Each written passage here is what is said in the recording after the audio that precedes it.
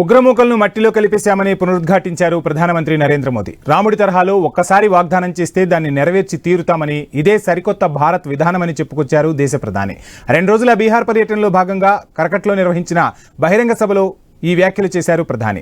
పహల్గాం ఉగ్రదాడి తర్వాత బీహార్లో పర్యటించిన తాను పాక్లో టెర్రరిస్టుల డెన్లు ధ్వంసం చేస్తానని దేశానికి హామీ ఇచ్చానని, ఇప్పుడు ఆ వాగ్దానం నెరవేర్చాకే బీహార్లో అడుగుపెట్టినట్లు చెప్పారు.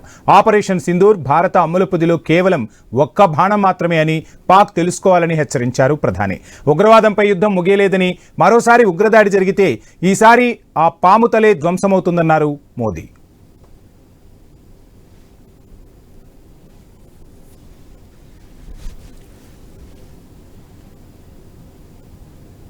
भगवान राम और उनके कुल की रीति क्या थी?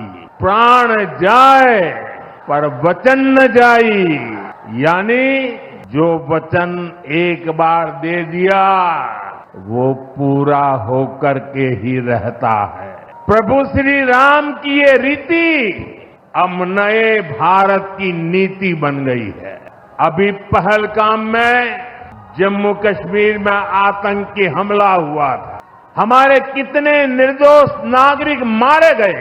इस जघन्य आतंकी हमले के बाद एक दिन के बाद मैं बिहार आया था और मैंने बिहार की धरती से देश को वादा किया था, वचन दिया था।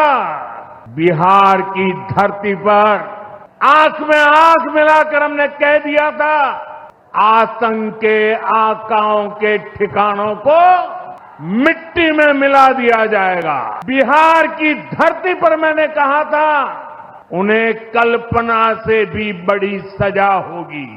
आज जब मैं बिहार आया हूं तो अपने वचन पूरा करने के बाद आया हूं। బీహార్లో మావోయిస్టుల ఆట కట్టించామని తెలిపారు ప్రధాని. శాంతి భద్రతలు అదుపులో ఉంటేనే అభివృద్ధి సాధ్యమని పునరుద్ఘాటించారు. గ్రామాలకు ఎలాంటి ఆటంకాలు లేకుండా ప్రగతి చేరుకుంటుందని చెప్పారు. గతంలో బీహార్లో జంగిల్ రాజ్యం ఉండేదని, వాటికి నితీష్ కుమార్ చెక్ పెట్టి రాష్ట్రాన్ని అభివృద్ధి పదంలో నడిపిస్తున్నారని కితాబిచ్చారు ప్రధాని.